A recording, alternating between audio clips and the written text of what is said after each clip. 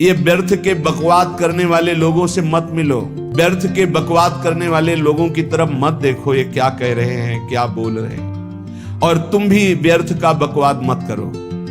अपने समय को कीमती मान करके निरंतर प्रिया प्रीतम का नाम जप करो, उनके गुण लीला गाओ, उनकी सेवा में रहो। कभी प्रपंच की बातें, कभी प्रतिष्ठा का चिंतन, कभी नाना प्रकार के मान सम्मान का चिंतन, ये घुसने ना पावे हृदय में। बहुत सावधान रहना चाहिए साधक को। ऐसी बातें देखो मत, ऐसी बातें सुनो मत जिससे तुम्हारा हृदय उद्विग्न होकर प्रभु का चिंतन छोड़ दे। बंद करो अभी।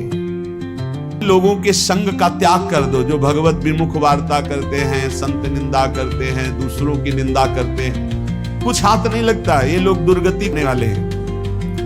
भक्तन निंदा अति बुरी भूल करे जिन कोय, किए सुकृत बहु जन्म के छिन में दारे खोए।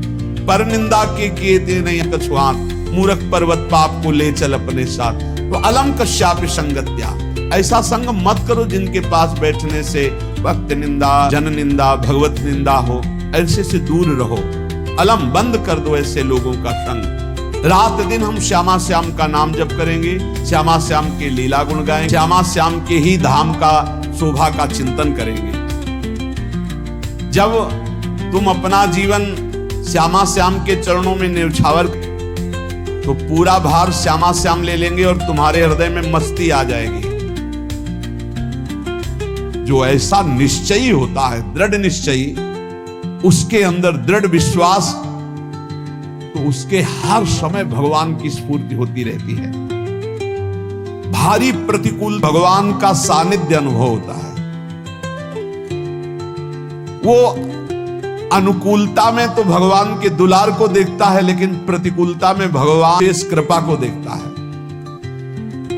ये संयोग, ये वियोग, संसार की ये द्वंद्वमयी वृत्तियां भक्तों के हृदय में नहीं चुभती। आए गए की तलाश नहीं, क्योंकि नित्य संयोग भगवत स्मृति के प्रभाव से प्रभु का रहता है। शोक, विषाद बहुत ध्यान देने योग्य विषय है।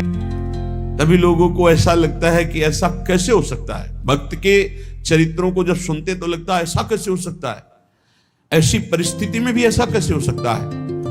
क्योंकि तुम मानसिक बुद्धि से युक्त हो और वो भागवतिक स्थिति से युक्त है, इसलिए तुम उसको पार पा ही नहीं सकते। जब तुम अपना जीवन श्यामा श्याम के चरणों में कर देते हो हृदय से, फिर उनकी कृपा से सब विघ्न दूर हो जाते, एक अपार मस्ती रहती है। नहीं तो शोक, दुख, क्लेश, कष्ट, संताप, भय, उद्वेग, ये सदैव सताते रहते हैं। इसी से डिप्रेशन होता है। बार बार नकारात्मक चिंतन, शोक, विषाद, दुख, चिंता, क्लेश, संताप, भय, उद्वेग, यही पूरे मानसिक स्तर को नष्ट कर उत्साहहीन जीवन हो जाता है। जब तुम श्यामा श्याम को समर्पित हो जाते हो, तो ये सब प्रवेश भी नहीं करते, एक अपार मस्ती बनी रहती है। अब क्या होगा? श्यामा श्याम जो करेंगे, श्यामा श्याम पता नहीं कैसा करें, नहीं, वो सदैव मंगल भवन है, वो जो करते महामंगल होता है। यह निश्चय उपासक के हृदय में आ जाना चाहिए। इसलिए अपना मन, सारी बुद्धि, सारा जीवन, प्रत्येक श्वास प्रभु को अर्पण कर दो, फिर देखो तुम निहाल हो जाओगे। दुख, शोक, क्लेश, कष्ट, संताप, भय, उद्वेग, ये उसी को व्यापते हैं जिसने अपने जीवन को प्रभु के चरणों में अर्पित नहीं किया। इसलिए तुम अपना सारा मन, सारी बुद्धि, सारा जीवन, प्रत्येक केवल प्रभु को अर्पित कर दो, फिर देख लेना। श्वास कैसे अर्पित की जाती है? राधा राधा राधा। बुद्धि कैसे अर्पित की जाती है? एकमात्र निश्चय भगवत सुख है, ये जागतिक सुख सुख नहीं, ये दुख है, ये ऐसा दलदल है जिससे आज तक कोई नहीं निकल पाया।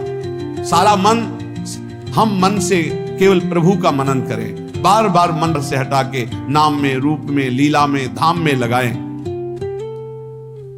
बहुत प्रसन्नता हो जाती है उस उपासक के हृदय में जो अपना मन बुद्धि के चरणों में अर्पित कर देता। भगवान ने तो इसको बहुत उत्तम स्थिति